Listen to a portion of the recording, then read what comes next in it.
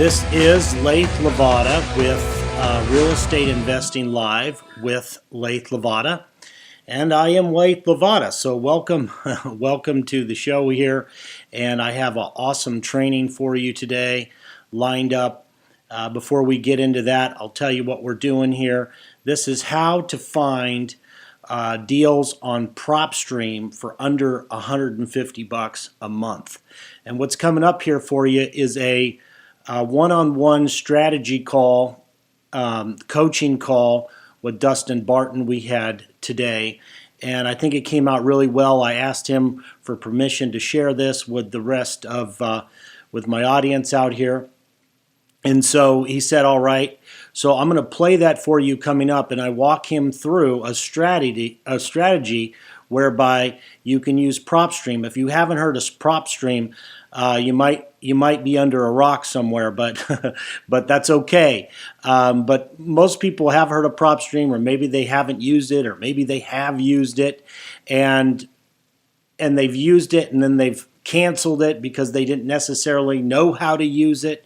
But as far as I'm concerned, PropStream is one of the best tools on the market now.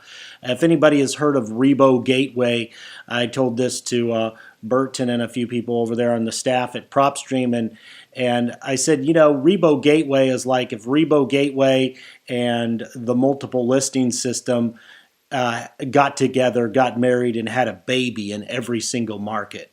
That's how I see PropStream. And if you know Rebo Gateway, they're a really good tool. I've used them before, and there's nothing wrong with them. They're a great tool as well to find properties and all the different leads on public record and that sort of thing. And that's the same thing that PropStream is. I just happen to like PropStream's interface better currently, and I like their application. They have a free app for the phone that you can use. Most people don't even know about that yet. They have a heat map tool that you can use and find out the hottest zip codes in the area. So if you're driving from dollars or something like that, or wanting to make a few calls that are very, very targeted on the hottest area in your neighborhoods where you live in your backyard, then you can tap into those, find those properties that are vacant, find, do they have a lien also, how much are they worth? You can really use the tool to find out that, and then you can also look at comparables, comps. They bring in MLS data from just about everywhere in the country. I think they're saying 90, 93, 4%, something like that. Don't quote me on that, but they're bringing in MLS data, and you get to cross-reference MLS data with public record data.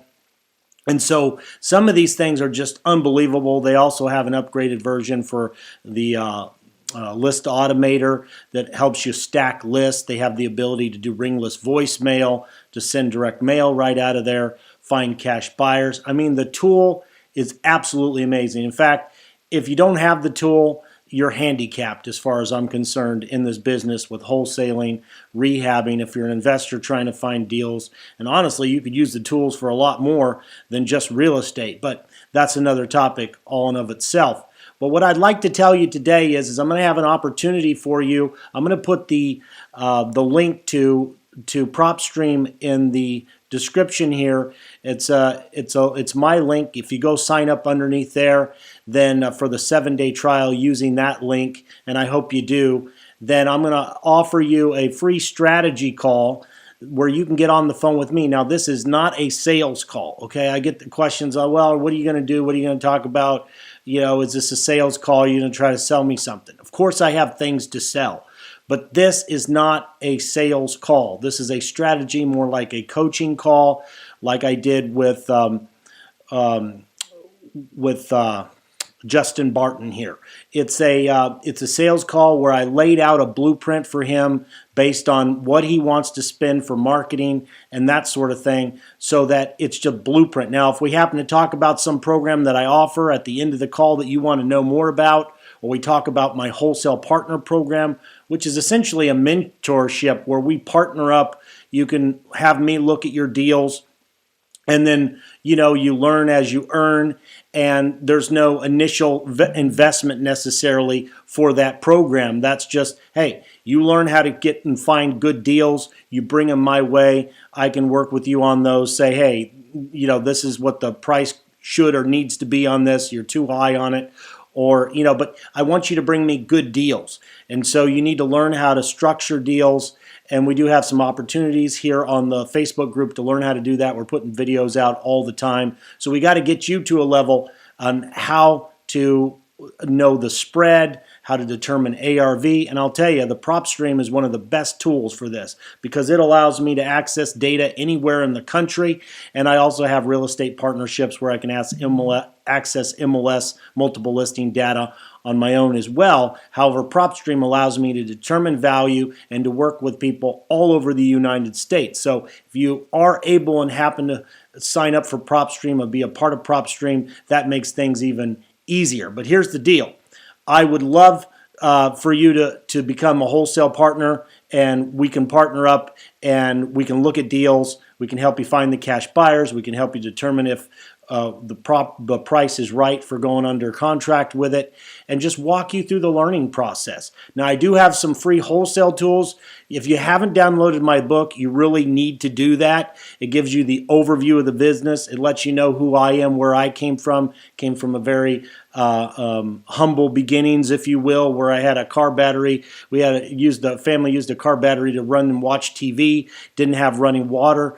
Our bathroom was an outhouse. So, very humble beginnings here. So I'd love you to read the book, learn more about me, get an overview of the wholesale business, and get my free resources where I have, a calculator in there to determine your values, what your offer prices should be, and determine the spread, which we have videos for free on the group here where we keep rolling out videos on how to determine spread and after repair value and all of that. So my goal here is to get you educated to where if you bring me a deal, it's actually a deal, and then I can help you with it. So we're not wasting your time or my time.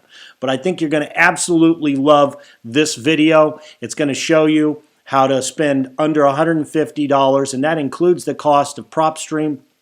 Right now, I believe it's $97, but honestly, you could probably get a deal just by signing up for the 7-day trial, using the tool, going out and knocking a couple doors or doing a couple skip traces, making a couple phone calls, and potentially finding a deal inside your trial. Now, I don't think you can skip trace on their platform unless you actually sign up, but the skip tracing is inexpensive. You can really narrow these lists down.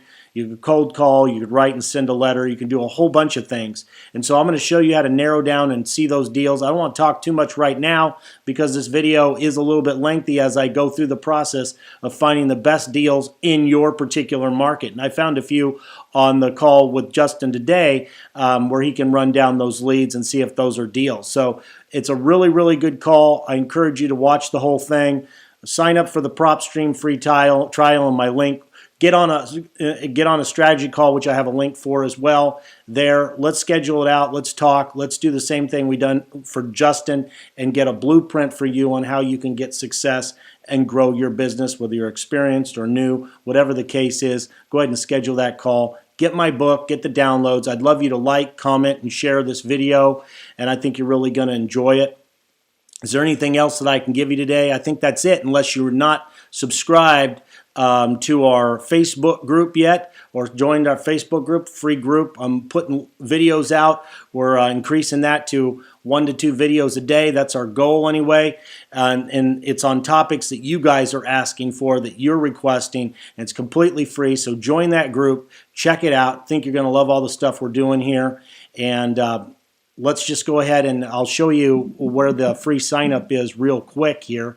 If I got it pulled up here on the screen. So, for the benefit of this recording, hold on one second. That's the recording. That's the beginning of the recording.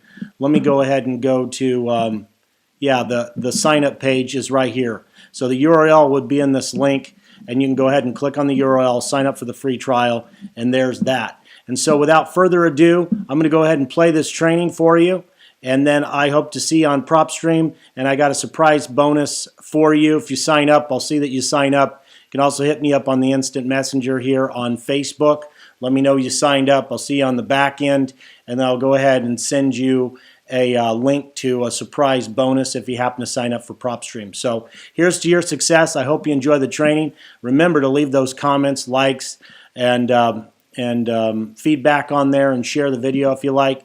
It really does help us grow the community. And again, here's to your success. So we'll talk to you real soon. Bye-bye for now, and check out the video. It's coming up right now. Okay, so for the benefit of this recording, I'm on the phone with Dustin, and then I'm doing the screen share, and I'll prep this to go to him.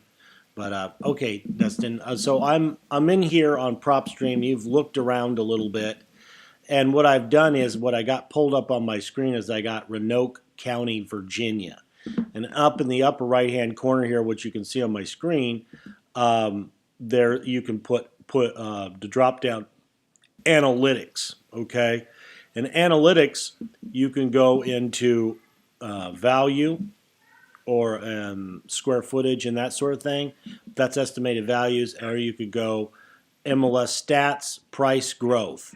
Now, price growth is cool because price growth, if I can get it to work here, I don't know if that's working or not. Let me see. Price growth. Oh, let me go 6 months back. Okay, and what it does is it instantly brings up a heat map, my friend. And a heat map will tell you on their chart, it goes all the way to red, and it goes 50% growth in the last 6 months. Now, I'm not sure if that's I've got to still confirm with them exactly what they mean by 50% growth, because I don't think, if it was worth 100,000, I don't think it's gone up to 150,000 in the last 6 months. So I want to confirm that, but regardless, it's going up more than anywhere else. So it doesn't necessarily matter. I just like to have their formula. Okay, so when I see this, and I've plugged in, now it looks like county covers everything over there. It looks like there's not multiple counties. It looks like, Salem, what we were talking about. It's all Roanoke County. It's all Roanoke County, yeah. That's what it looks like. Yeah. So I could go on the internet here, and I could just plug in population of Roanoke County. So we want to do a little bit of reconnaissance here. Now it says Roanoke County is only 93,000 in 2018. Okay, that's what it says. County seats. For the population? Yeah, for the population, which is pretty small, quite frankly. But let's say Roanoke,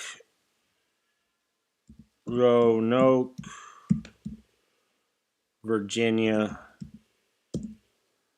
metropolitan. So that'll give you the city and the county, right? Yeah, let's statistical. Yeah, statistical area. Yeah. Or let me just say population. I doubt it. I would think it would be smaller, but metropolitan population. City data is another one you can pull this off on. Roanoke population changed from 288,471 in 2000 to 298 in 2008. 2020 is 324,000. So it's growing. So I don't know why it says Roanoke is an independent city in the U.S. Commonwealth of Virginia. Okay, well, there's why. At the census, the population was 96, is located in Roanoke Valley. So that's why I like to pull up metropolitan population, because it'll pull in all the metro cities around it. And apparently the population of Roanoke was 97, and the county looks like maybe 98. So it says Roanoke Valley metro area is 312,000 population. So it looks like there are some different counties inside of the metro. So you'd want to punch in those counties to see, Roanoke, Virginia metropolitan counties, and then you'd find the counties, and then you'd also want to. So it says 1/3 of the city represents nearly 1/3, which seems to be right. Okay, because that's 97. They say the metro was 312, right? That makes sense. Third of population metro area, which includes the neighboring city of Salem. Okay, so these are the cities that are included. Town of Vinton and the count. So the metro is really Salem, Vinton, and Roanoke, and the counties of Boat-Tort, Craig, Franklin, and Roanoke. Municipality of Roanoke Metropolitan Statistical Area. So that's good information. So it says Virginia notes since a state constitution changed in 1971, all cities of Virginia as independent cities that are not located in the county. So that's Roanoke Metropolitan. Okay, so these are interesting facts to know, because when we're searching for leads, you want to know the cities and the counties that are the best to search. So I searched the county, which, yeah, there's a Roanoke here that is not on this heat map. So they're an independent deal, which on the heat map here, Roanoke County, if I do Roanoke, Virginia, let me see what that looks like on the heat map.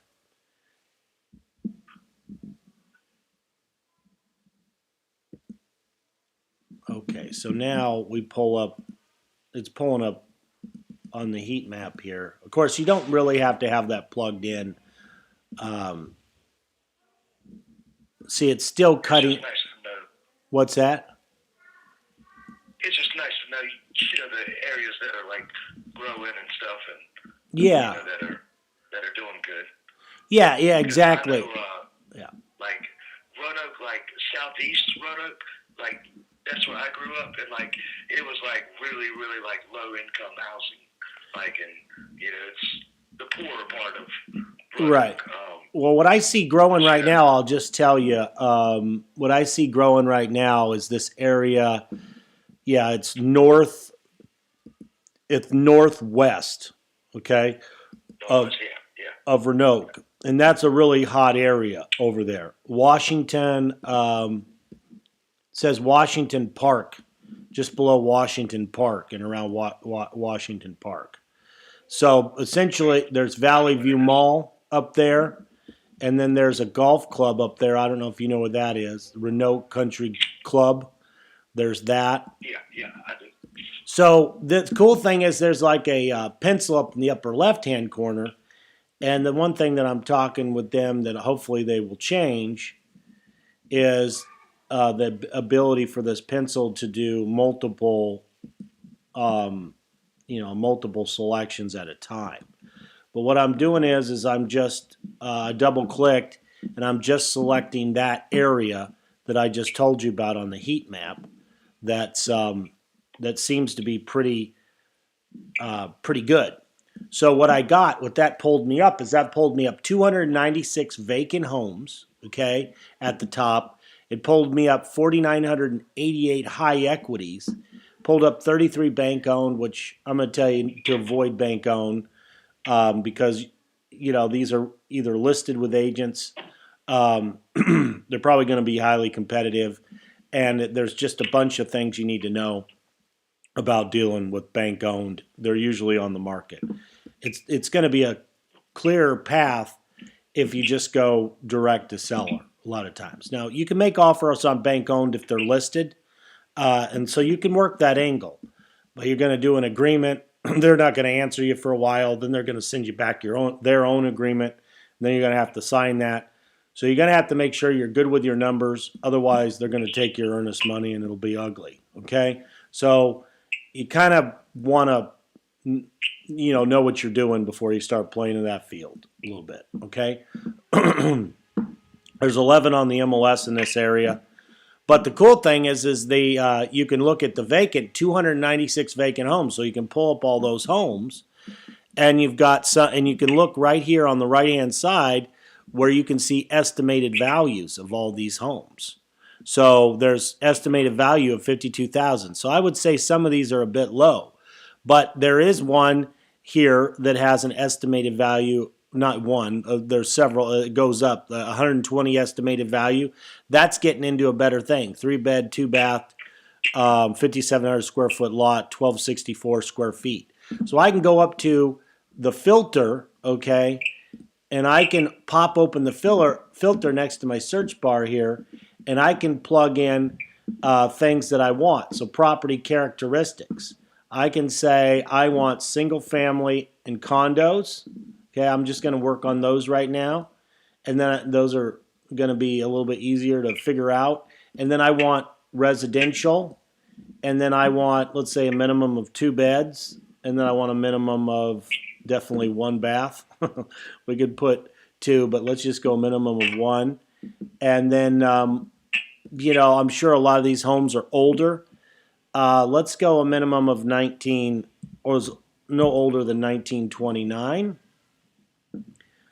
Just because, foundation issues, and sometimes there's some homes that are in good shape that are older, but the fact of the matter is that they get, it gets really problematic, and the fees, especially in an area like this, get to be so much that they just don't turn out to be a deal. So I'm going to go to the MLS thing, and I'm going to say I want to MLS. I don't want anything that's listed on the MLS, okay? And listed below market value. Let's see. I'm not worried about that. Let's see. Valuation. I want to go ahead and, all these on here have value, so I've clicked the button that has the value. But if you wanted to, you could put estimated equity percentage. And estimated equity, you could go more than 40 or 50%. Now I think they do this tool at 50% anyway. So, and then include unknown equities. Those are a good one because most people forget those, and sometimes they don't calculate those on the county, but it has equity. So we want to include those in. Let's see here, and it looks like it's cutting a couple things out for whatever. Let me see. All right, I just expand. So we got, I'm just writing this stuff down as you're talking. So we got 296 vacant homes in the Northwest area, and you clicked single family homes, 1929 for the year, the earliest year, and then no MLS. Yeah. And then I can put equity in if I want to. But yeah, but I clicked on their. I'm filtering their high equity, which is anything over 50%. So, okay. But I put 50% anyway in there in case you click something else. Oh no, wait, I clicked vacant homes. So no, this is good. I put 50+%. So now we're going to catch all the high equities that are vacant homes because I clicked on their vacant home tab on this little area. So I've created a high equity vacant home, 1929 and newer. And up in the upper right-hand corner, it will actually show you what's there, and then you can click off of it if you want to. But minimum 2-bedroom, 1 bathroom, and I'm not doing the square footage, but I could do that if I wanted to, but I'm not doing that. There's not a whole lot of properties here. I could go, again, though, up on property characteristics, and I could put in here minimum, let's see, they have minimum lot size, minimum building size. I could just say 900 square feet, okay, for instance. So let me, there you go, so 900 square feet. Some condos are 700 or something though, so I'll plug in 700 just for the purpose of the video so you can see what I'm doing. So that bumps it up to 53. And then we go to owner occupied. This is any. So it has 53 right now. Let's say I say owner occupied no. It's 42. So these are all out of state. There's only like 11 that are owner occupied, let's say. And then any was just 53. That's everything. So now what I come up with is, now I put in here an estimated value, I thought. Well, I didn't put, let me go to the estimated value, valuation of equity. And let me go estimated rental, growth, estimated equity. I have loan to value. Does it have ownership?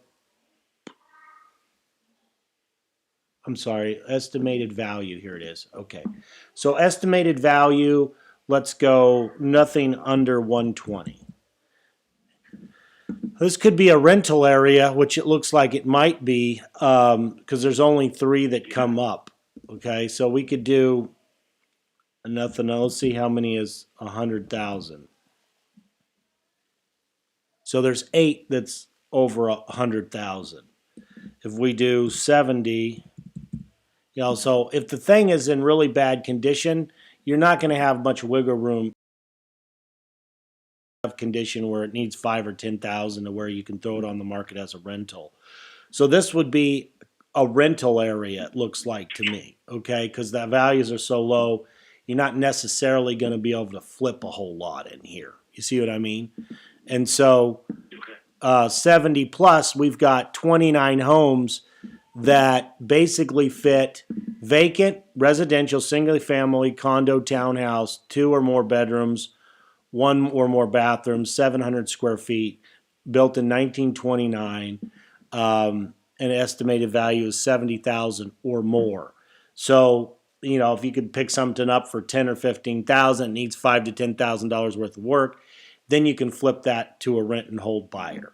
That's what this area looks like to me. So just by doing the filter, that's kind of what we figured out, right? But if I look at these higher ones, let me just do over 120. But now that one's going to be valued so much that in that area, cash buyers may not want to deal with it because they feel that it's too high for what they're getting for rent over there. You see what I mean? But this one is owned free and clear, 135,000 worth of equity. They estimate 135,000 of value, and then you can go to the comp section, obviously, and you can see that what comps. Now, it doesn't look like it has any liens or anything like that. So, but there is one flip in the area, and that flip is, this is your cash buyer right here. The flip in the area, he purchased it for 87, and he turned around and sold it for 172. And then the beds were 4-bedroom, 3-bathroom, and that's the actual comp, and the other one was 3 and 1.5. So the one I'm looking at, and it's a 1997. This one was a 1995. So I think the one we're looking at that they're saying is worth 135 value is actually probably worth more, because everything lines up for it to actually be worth more. It could be like worth 180 or something, right? So, but the only thing to tell me that this thing is potentially something, it's a vacant property and it has a bunch of equity in it. The guy could be renting it out right now. I think there's a rental moratorium over there as well. He may want to get rid of it as a rental. So this is a good one to follow on, And then you could do a skip trace on this and get his contact information, or you could door knock, because this one would be a good one. It looks like it's been a rental. The owner is Joseph Fernell Lynn, or Joseph Lynn, and then let's see here, 1,997 square feet. Tax year 20. I was looking for the transaction and mortgage history will tell you how long he financed this puppy back in 2011.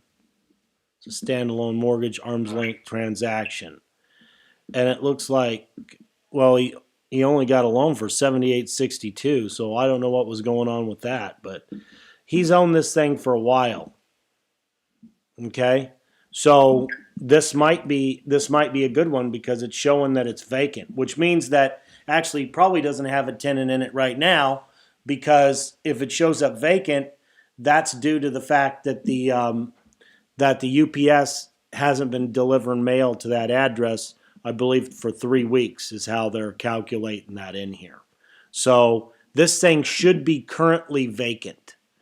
So you can take this.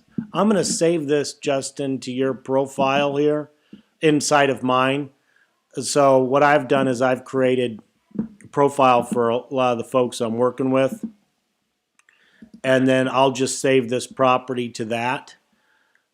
And then what I'll do is it also allows me to share this with you as well. But then what you can do is you can go in and add that to a favorites list, and you can go ahead and skip trace it. But if you want to write down this address, you can check it out too. Let me see if I can share it. Yeah. No, that just brings me up another screen. Hold on 1 second. Sorry about that. Oh, I'll figure out on this screen. I'm not sure where the share button is, but I'll figure out where the share button is, and I can, maybe it's not on this screen. Let's see here. I'll go one. I think it was this one. This one for 135. Yep, that's the one. They have a rehab calculator on here too, but that's it's pretty intense. But you could check that out. There's a rehab tab on here. Let's see. Yep, that's the one. Let me see here. Yeah, I can probably pull the property up on my phone while I'm talking to you. Yeah. It's 1831 Syracuse. Syracuse. Ave. 1831 Syracuse.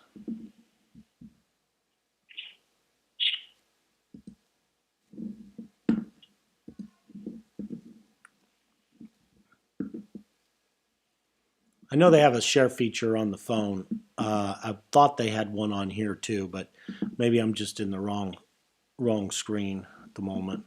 Here's the rehab calculator just for video purposes. It's on the actual sheet, the detail sheet of the property here. He purchased this and he did finance it. It does say occupants is vacancy, non-owner occupied. This is a good one, I think, man.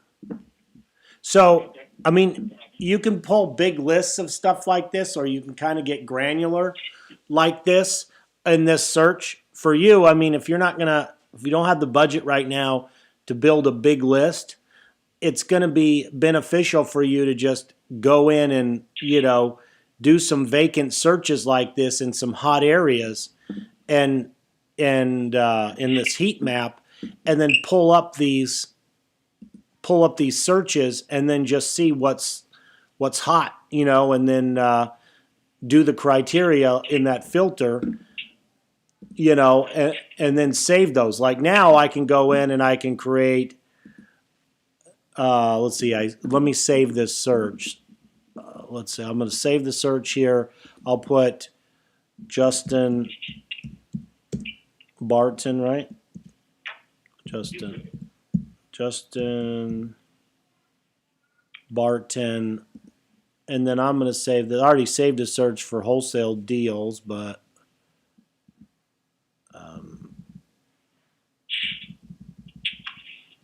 So with this one, so you said it could possibly be worth almost 180. Yeah, I think it's probably worth close to 180, maybe a little bit more. Justin Barton. Okay. So like I would just work it, with the 70% formula and minus the rehab cost and the wholesale fee.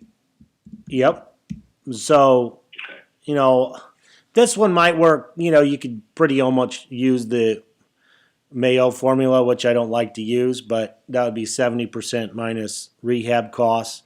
This is a fairly small house, so without knowing, I mean, it's probably dated and it's been trashed a little bit by the renter. Let's say 35,000.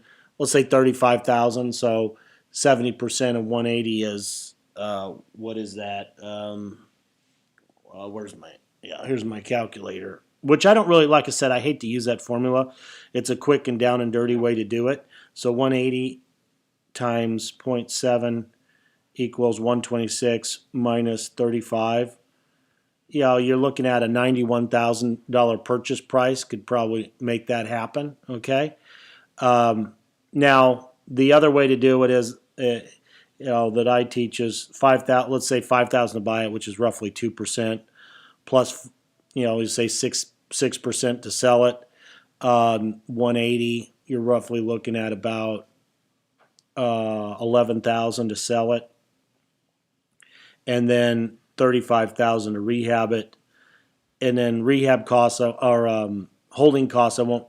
It's like five over there. It's probably going to be longer. So let's just say 5% of, because it's a small house, of 125,000. Let's just say that's so 6,000. I usually calculate an estimate of 8,500 on these smaller ones as holding costs for hard money for them, for the rehabbers. So that's 59,000. If it was for 4 or 5 months, and I can go into more detail later on that. But then, so that's 59,000. Then the rehabber wants to make a $20,000 profit. So that's 79,500. So 80,000. So if we go 180 minus 80,000, you can see how that Mayo formula, maximum allowable offer formula, gets us at 90. Okay, but if we're a rehabber, we could pay a little bit more for it by doing the actual numbers, and I could probably dial it in a little bit more and maybe do 103. But you want to get paid an assignment fee. So in this bout, if you want to get paid 10,000 or whatever, the lower you can get it, the bigger your assignment fee. So a $90,000 offer would not be a bad deal. That would ensure that you would make about 10 grand on the assignment, unless somebody, of course, has their own money. They think the rehab is left. So there's some things that could change. But if rehab is less than 35,000, somebody has their own money. They're going to do the rehab themselves. They think it's worth more. All of that number can change. But I base it on, what your average loan borrower, investor, fairly educated on values would think. And that's you just have to pick something that makes sense. You know what I mean? So I'm just going to save this little search here for us. Justin Barton, VA, Virginia, heat map, search 1. Okay. And then include immediately, email, and never. Okay. Okay, so now we're in our searches. So now I can go in and I can pick a different area. Now, even maybe hotter area, not necessarily bigger, but maybe hotter, is right below that. It's over down in, I think it's east, north, a little bit more. I don't know what they consider this in Roanoke, but it's a little bit more, let's see, southeast maybe. So I'm just going to select this area here. You're going to see this on the video when I send it to you. I'm just clicking and dragging here around this little square, circular area, if you will. Double click to select that. I'll hit the search, and then we'll pull up what's going on in here. And we can do a search too. Now, everything that falls in this criteria, here's one for 161. It looks like it might be a little bit more rural, but this thing in here falls in 161,000 in this heat map area. This is a vacant home, and the guy has no equity on it. They're saying they think it's worth 61,000. It looks like he's sold it or recently purchased it because it's got pictures on it. It's got a 2-car garage, and it's dated, but it's in good condition. It definitely needs a complete update. It has a basement in it. It's a 1971 build. So it might be that he's trying to rent it out or he's recently moved, but it's not on the MLS and it's vacant as a 2-car garage. I really like this one, man. Yeah. And it looks like it has another building on it, which might be, it looks like it has 2 levels, a living space up top. Yeah, it looks like actually might be a garage up top or a workshop up top and a garage down below. It's very unique. This could even be potentially converted into another living space, which could be a lot of value add there, depending on what can be done to it. Then it looks like they have another maybe barn or something on the property, but they're not really taking a picture of it, so maybe it's not included. So this one would deserve some research. I'm not going to get into it all now. You can pick it apart, maybe skip trace This guy, it looks like it's just got 2 of the buildings on there, but it says that the square footage is 1455. Not sure if that, I don't think that's including the basement, which could be built out and added value to it also. So that's just a really good, let me look at the property details here real quick. Brick veneer, electric, building condition good, number of buildings. It said number of buildings 1, but it has that garage out there. Construction, it says construction is wood, but it looks brick to me. So building area 1455, living area 1455, basement, see, 1305, and garage area 696. But it looks like it has, let me see on these pictures, it actually looks like it has a carport also off of the house, which is cool, and that is a 2-car garage. So you drive through this carport area, and then you can go back to the 2-car garage behind it, which is detached, but you can drive, let's say you drive under your house, you unload the groceries under a building, and then you drive back to the garage and park your car in the garage and walk back to the house. Plus, it's got a 3rd garage underneath that, which it doesn't look like they're counting that area. Well, maybe they are, because a 2-car garage is probably about 400 or 500 square feet, and they've got 600 and some change here. So it looks like everything's included as it should be here, but this thing's got mass potential. You know, if you wanted to, you could convert the bottom of that or the top of it.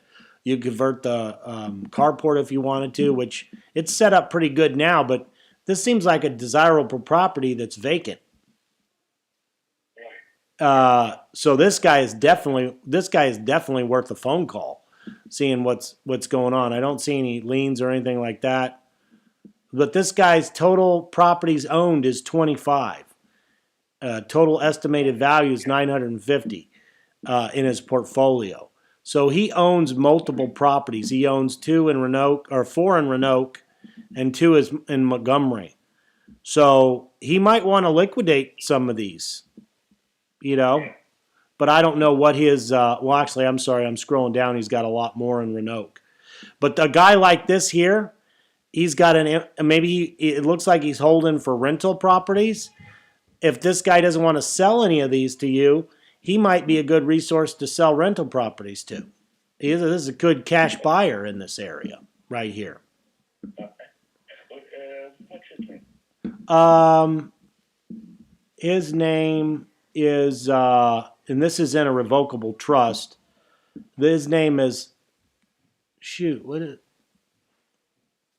Mildred S. Maupin. So it's Mildred, so it's a woman probably. And so she looks like she might be the only signer. There's no, so this, you know, maybe she wants to liquidate some of these. But this would be a good one to build a good contact with, because there's a lot of advantages to knowing somebody like this, you know. So, yeah, see what you can find by just doing a little bit of, you know, just a little bit of digging around. This gal might be her cash. If she doesn't want rentals, she might be a gal that has money to lend if you ever wanted to do, if you ever wanted to do private money and borrow money and do your own rehabs. This is somebody here that could be a really good relationship to build, because she might have a bunch of cash sitting around, or pull from one of these properties, because this one's free and clear. I don't know what the other ones are, but I would almost imagine that a lot of those would be free and clear too. So she could probably pull some money out. She may have even inherited this. Who knows? But okay. What's the address on that one? It's 2202 Kenwood Boulevard. And so there's that one. Now, we're only pulling in one, which is interesting. So let me pull up my filter and see what might be going wrong on this. 1700 or more, 1929 or later. So These could be older, but it seems like a newer area. So, but it's. I would think they'd all be 120,000 or more. Could be our equity. So I'm going to click on equity and I'm going to change that to, let's say, 30 and see what happens. No, that stays the same.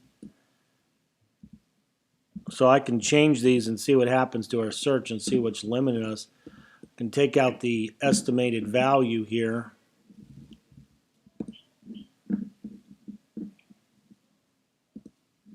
So just playing around with these to see what's going on in an area. Now I take out that, and yeah, a lot of these are selling for a lot less. That's what we're dealing with.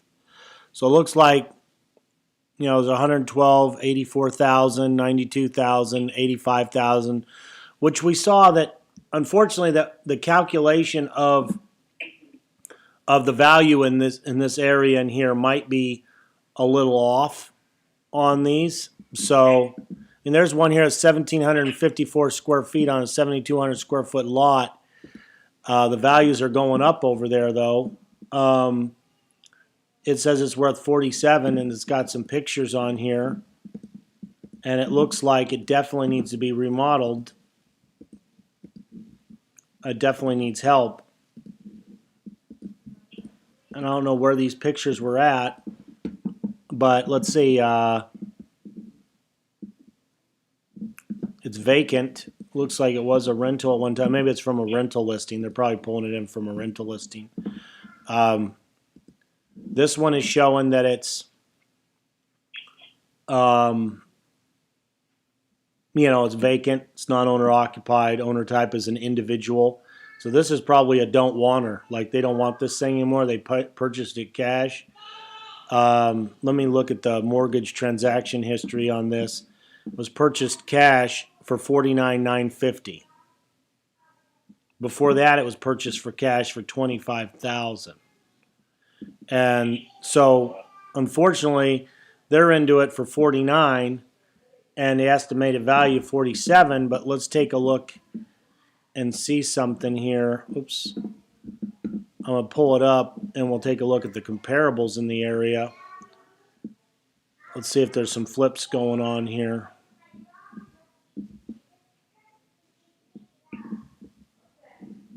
Are we still in the southeast area?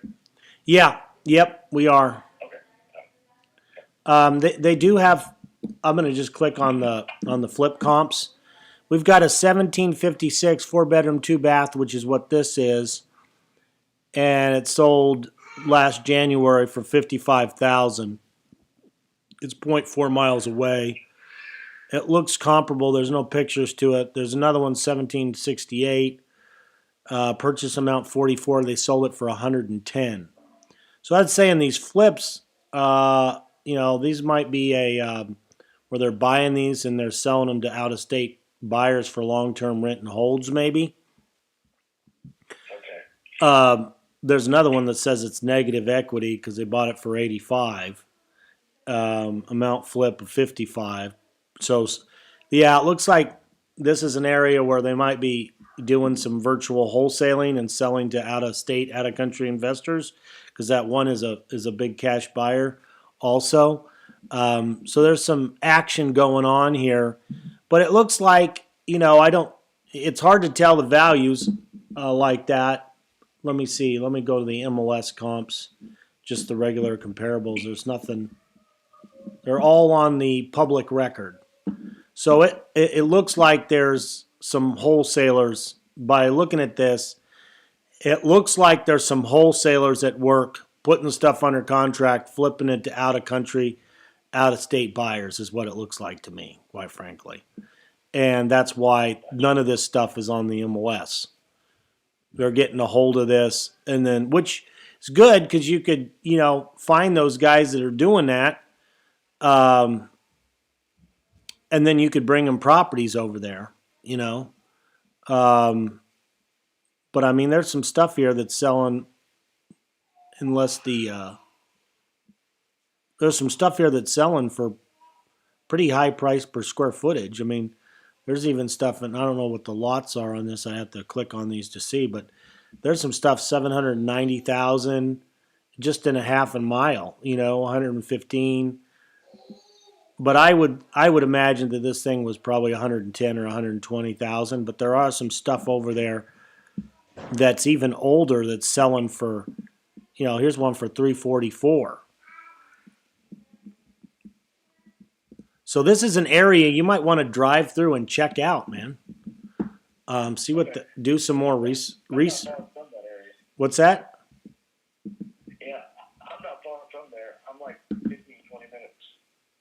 Yeah, so I would say drive through this area. It's 24013, and that's the zip, 24013, and see what's going on over there. Why is there such a discrepancy of what's going on? I can assume what's going on. Maybe there's some really good neighborhoods butted up against some not so good neighborhoods. But as you drive through there, you can use your mobile app. You got the mobile app on your phone that I told you about. You can do research on addresses as you drive through. Maybe there's, a couple really hot neighborhoods over there. You can drive through, pull up the addresses, and they look like they're vacant and bad shape, and you can really target some of these things for driving for dollars. But that's what's nice about that, and that's what I really wanted to show you is let me go ahead and save this search. I'm going to call this search 2, and I'm going to save this just to know that we went through it. But then I could pick another hot area too, but those two areas are pretty good. There's another area right above it that looks like it's doing pretty good. And then there's, a couple below it. There's all over the place here, really, but there's a lot of good areas in here. But that's just one way to target in and find. Now, if you just do Richmond, Virginia, and you start like Salem, I don't know what county that's in, but Salem. That's where I live, it's considered Roanoke County. Okay, all right. So I just plugged in Salem, and the cool thing, if you plug in a city, well, I thought statistics are not available for this area. They don't have statistics available for the area. You can do a little pop-up at the bottom arrow, and you can pull up what's, and it'll tell you what the statistics are, but it's not telling me that over there right now. But I pull up Salem, Virginia, and I'm bringing in 7359 on the equity. I'm bringing in 245 vacants, bringing in 17 liens, and I'm bringing in 942 cash buyers and 24 bank owned and 30 on the MLS. So if you just click on the vacant, and like I did, tweak that search around, these properties are going for a lot more. So it's a good area. It's a good flippable area. So if I go into vacant, and what's that? I think that's good. I was like, savings in my backyard. Yeah. Yeah, now I can go into, has an active lien. So I'm going to go, there's nothing with an active lien. Lien released. So all those liens, they showing, but they might not be bringing that into the county either. So let me go into the liens. I'll get into the lien sections, and then I'll filter that out, and then I'll go down to valuation equity, and I'll go up to estimated equity, assessed value.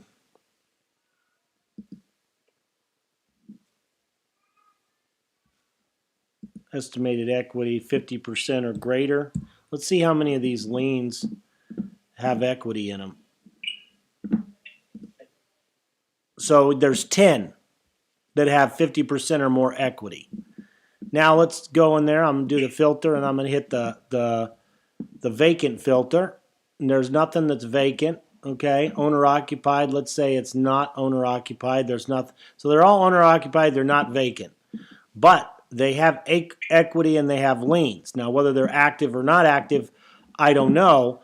But you can click on these properties, active liens or not. It said that they weren't. But I'm finding that they bring in this data. It may or may not be based on the county and people paying stuff off. It may not be as accurate data as you could absolutely want, but it points to somebody who's had a lien before in the past that might be showing problems. Okay, so on this one property I pulled up, 150,000 estimated value. It's got one mortgage on that, and the mortgage is 9218. And what kind of lien does it have? It has abstract judgment. What does that mean? Because I've been seeing that a whole lot, like on the vacant lanes. Because I was playing around with it, and quite a bit of them have that abstract of judgment lien.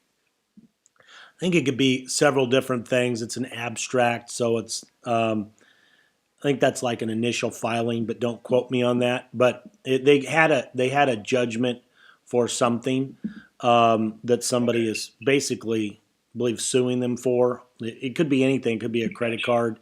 Somebody probably else might know that to a much deeper detail on abstract. But abstract usually just means, it's abstract. It's not. It may not be very specific at this point in time, possibly.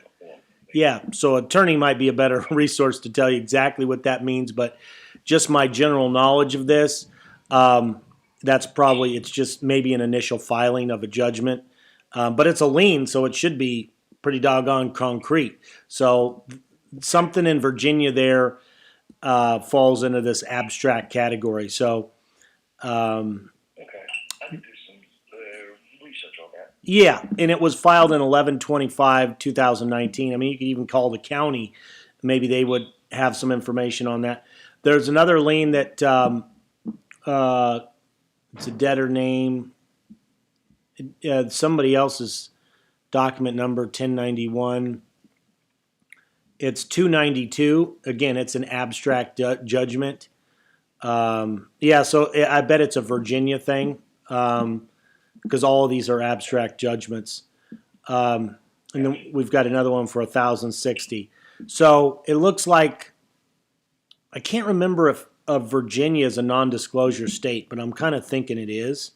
But it's bringing in, it's bringing in MLS data, so it looks like it's not fully non-disclosure, so some things may just not be disclosed.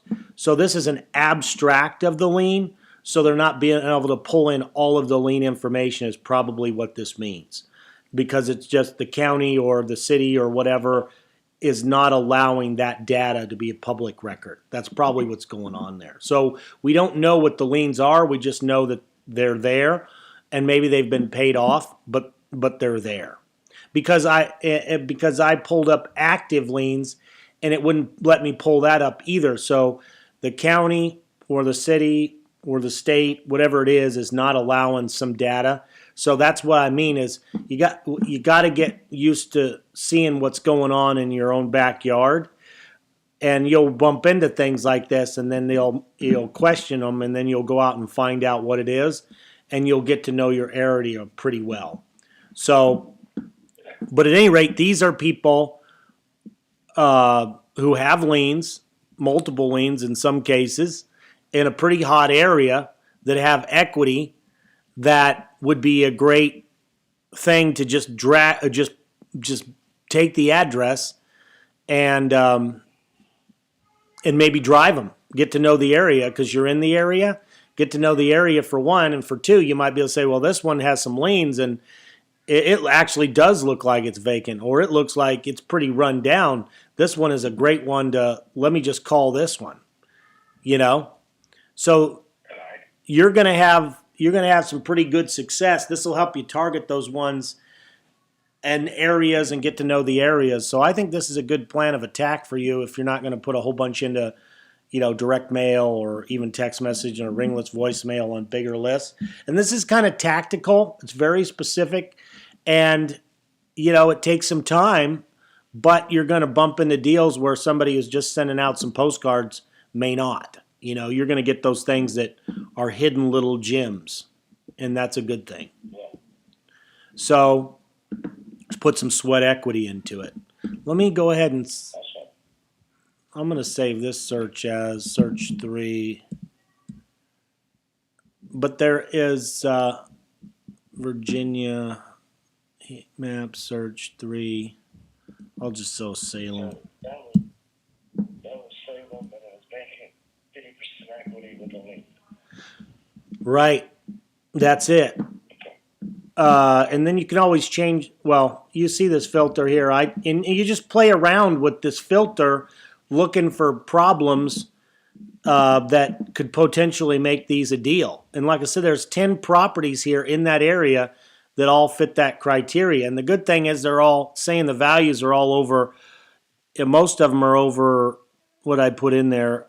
It looks like there's nothing below 120 here, which is good because that's a flippable thing. And the other good thing is we have 942 cash buyers. So when the time comes, we can find cash buyers for this as well, right?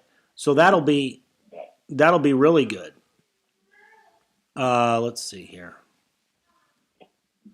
And then there's the high equity ones that you could do a filter on the high equity ones only on here and edit this filter out up in here. Just click the filter and edit the filter out with all this other information, looking for deals for high equity in the area. There's just a lot of ways to find lists, but a lot of folks don't even know how to get around inside of here, you know. And I'm just giving you a quick tour. That heat map is awesome because then you're not. What's that? Yeah, it sounds like it because I was watching that pictorial video you sent me.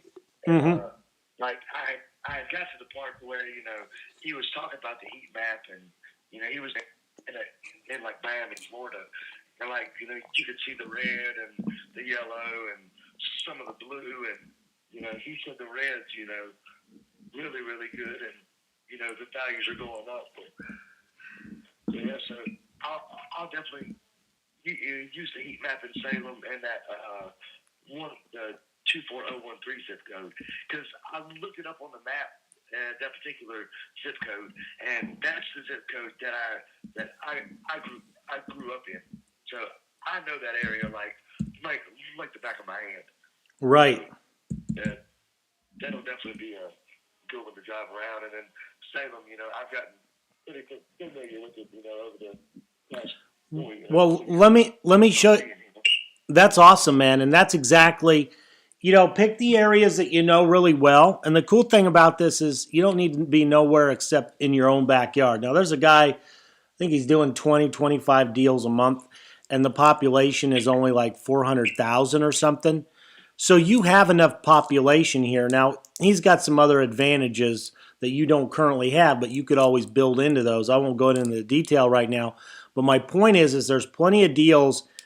Usually I say if somebody's going to look outside their area, pick something that has over 1 million, because you don't know the area that well. But and there's a lot more. There might be some more competition that you've got to, you got to worry about if you're going into another area. So I'll tell people, look for 1 million. But this area, you're from this area. There's plenty enough population to actually do some deals here. And there's way enough activity with cash buyers over there just by looking at a few areas. And now I pulled up Salem, okay? I was still on Salem, and I did another search here, and I'm showing it to you on the video. I'll send you a link of this. Hopefully we're getting the sound. I believe we are.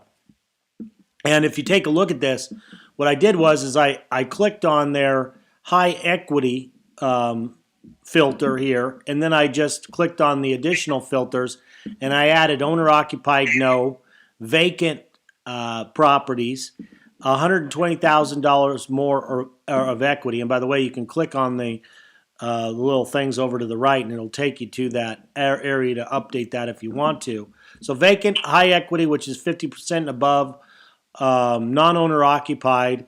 So this is a fairly good niche list. There's 59, and not only that, I believe I didn't select the heat map. But almost everything in Salem and beyond, over to the right of Salem near the Valley Mall, which is where I selected before. But almost everything in Salem is growing. It's all like orange and light red, and so this place is hopping. So you're right. Salem is a great way. You knew the area. It's a great place, but that's not the only place. And the values are enough to flip. So you could definitely focus in on Salem. And I just pulled up 59 properties that all have equity, okay? That all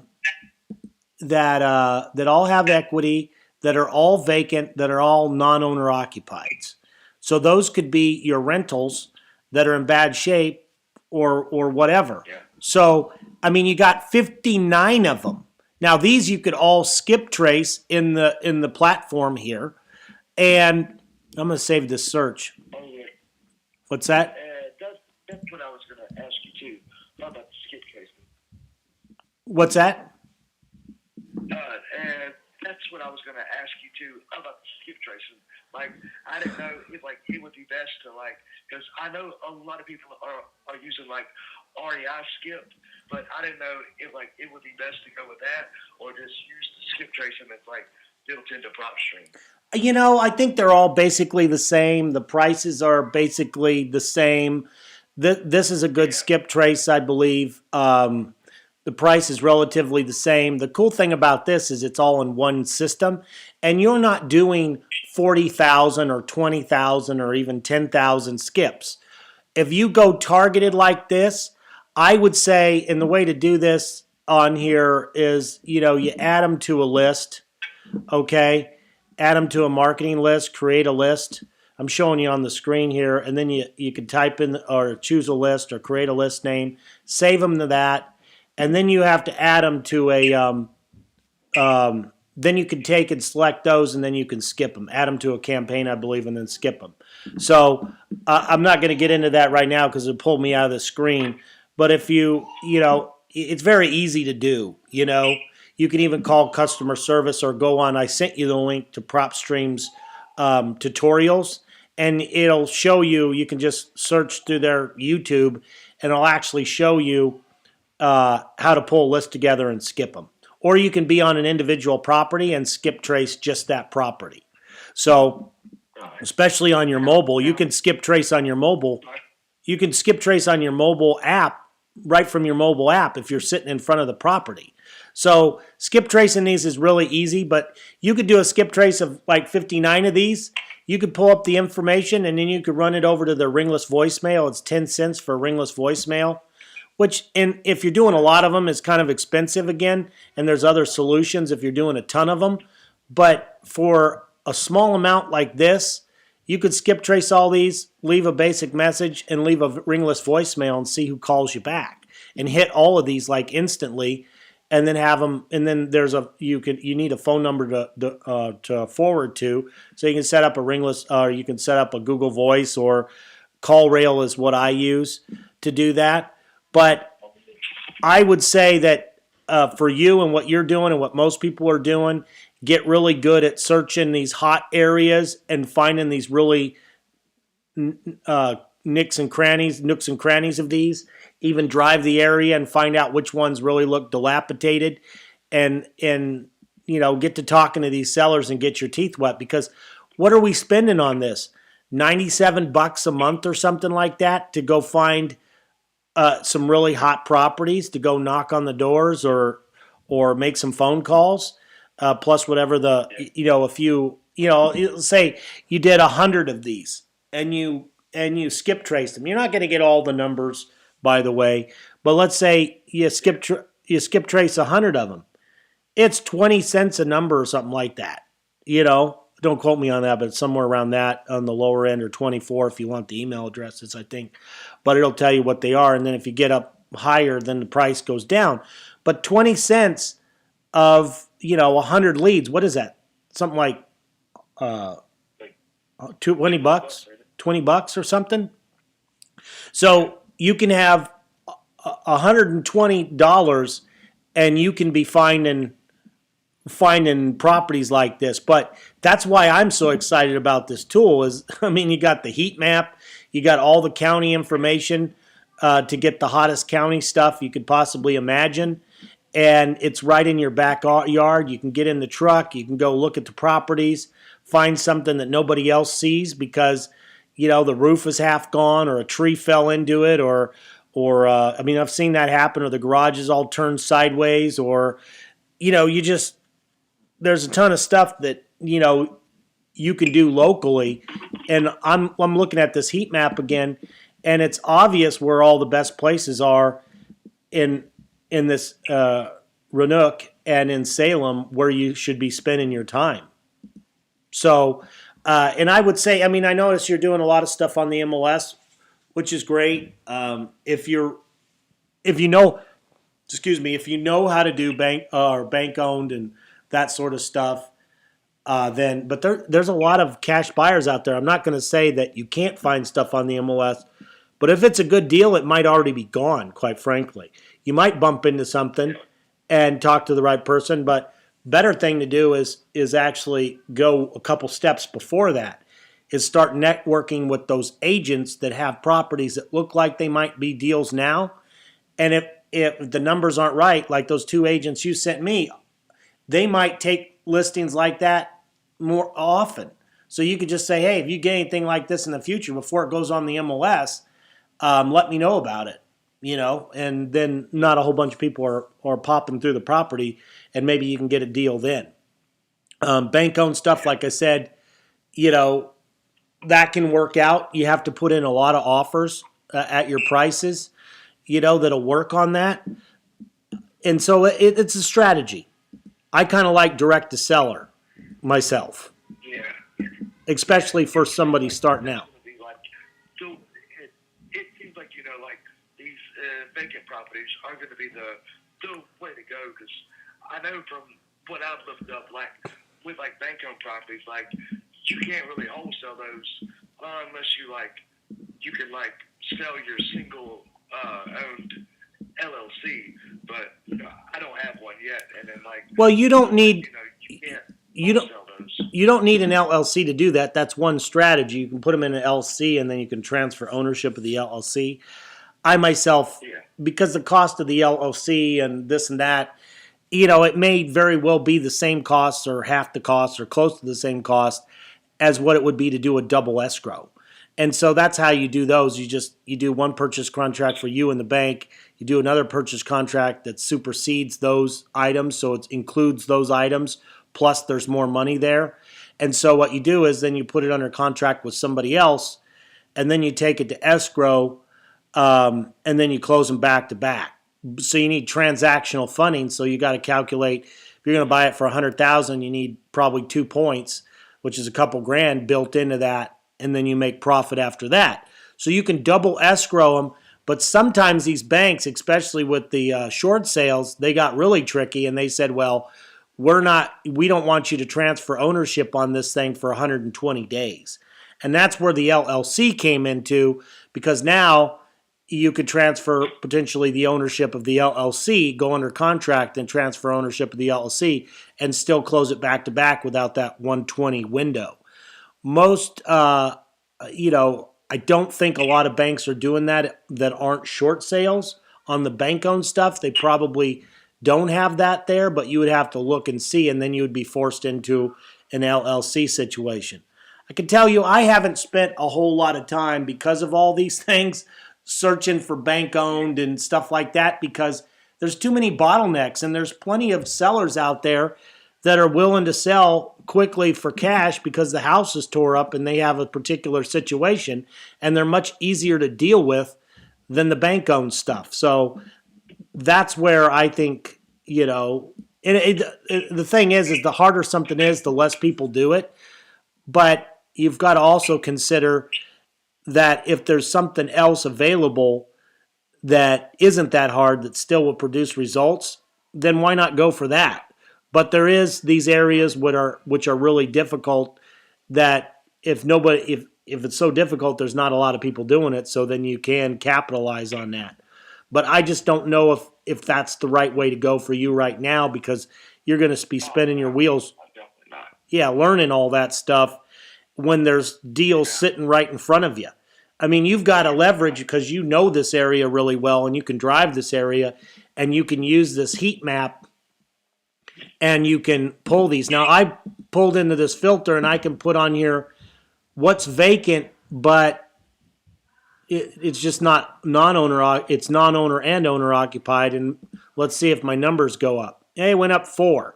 So there's a couple of these that are owner occupied that are saying that are vacant. So they've pretty much abandoned the home, but the thing is worth 50% or better.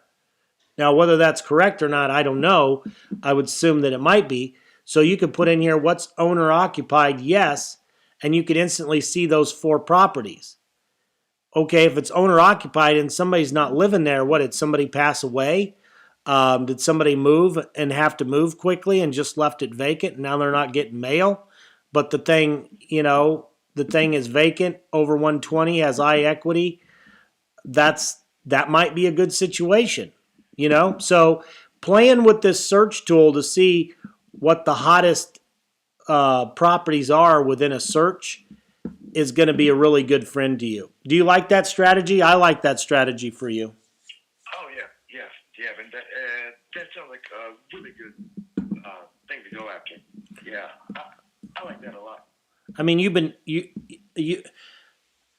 doing good looking out there, but this will narrow in and point, and then once you get a couple deals under your belt, then I can show you how to do some marketing and limit the amount of prospecting that you're doing and start doing more marketing. And then you're doing less leg time out in the field and more, getting people to call you, by sending them marketing messages and that sort of thing. But I think you're going to, who cares even if it took you a year to find a couple of deals that you made 10, 15,000 on, that'd be $30,000, $45,000 in your bank account or better, You latched onto a pretty decent one we were talking about for $16K.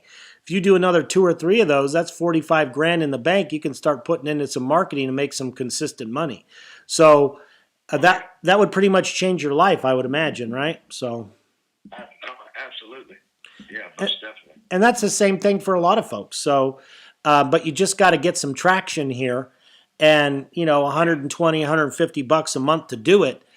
That ain't a bad deal. And this is a good area to do it in. I like this. Yeah. Let me just pause something. Hold on 1 second for me. Dustin, now, if I were to share this video on my Facebook group or send it out or include it with training programs or anything like that, would you be okay with that to help other people too? Or would you want to keep this more private? Yeah. Oh, no, that's fine. You can send it out. Okay, cool. So I'm just going to, like I sent you my my affiliate link here, I'm just going to show people, if they're watching the video, just go to trial.propstreampro.com and then LL bonus. And I'll just tell you right now, I can give some folks out there some bonuses when they sign up for this. Like we're doing a strategy call right now with Justin, and I'm showing them how to use this and put together a blueprint plan. So if you sign up underneath this, I'll see you signed up. You can contact me on my Facebook group page. We will be building out a page here that when you signed up, we'll have some tools that are automatically given to you. But in the meantime, if you sign up underneath this, you let me know about it. We can set up a strategy call just like what we're doing here. And then I've got a couple more bonuses for you. And of course, just grab my book. Justin grabbed my book. I wanted to talk to you about that too, Justin. What did you, I think the book is great. I didn't make it extremely long. I just wanted to basically introduce people about myself. And then I wanted to show people an overview and how to get started and that sort of thing. What did you think about? You read the book before this call. What did you think about it? I did actually. I really liked the book, and I could relate to your past and all that. So I really like that, and I like how you go into detail about the wholesaling strategy and marketing, and then you go into detail about the cash buyers. So it was a whole lot of information in there, and it'll be really beneficial to new people like myself and people in the future. Cool, very cool. I think they could really take away some good tips from it. Cool, and there's there's the free tools along with the book too. I don't know if you've logged into that or not, but there's a spread calculator in there, how to determine value. There's actually ARV training in there too, which I'll be adding some PropStream ARV training to some of the free tools.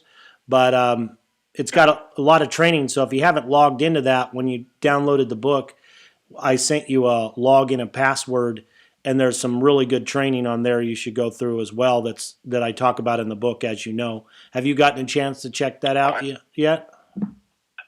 Not yet, but I'll definitely check that out. Okay. This afternoon. Cool. Very good. Well, I'm going to wrap this video up. Do you have any other questions for me? I think I've taken you through enough to get you out there and finding some really targeted properties.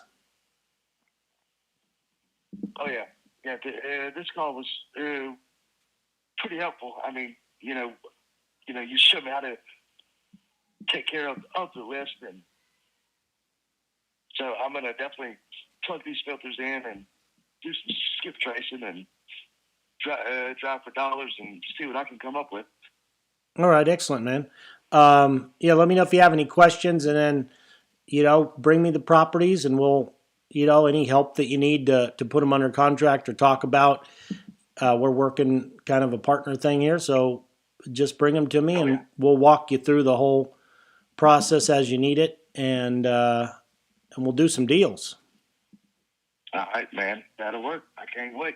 All right. Sounds good. All right, brother. All right. I'll talk to you soon. Bye-bye. Oh, hey, Justin. Talk to you soon. Justin? Yeah. Hey, if you wouldn't mind, I'd love it if you would go on my Facebook page and leave a comment on what you thought about this strategy call, and so other people could, sign up and do the same thing. I'm looking for more partners to partner up with to work on deals together. So I'd love it if you go on there and leave me if you're comfortable with it and you thought you got value out of it, that would be awesome. Oh yeah. So. I got you, man. I'll take care of that. All right. Thanks, Justin. I appreciate it. We'll talk to you soon. All right, man. Okay. Bye. All right. Thank you. You're welcome. Bye-bye.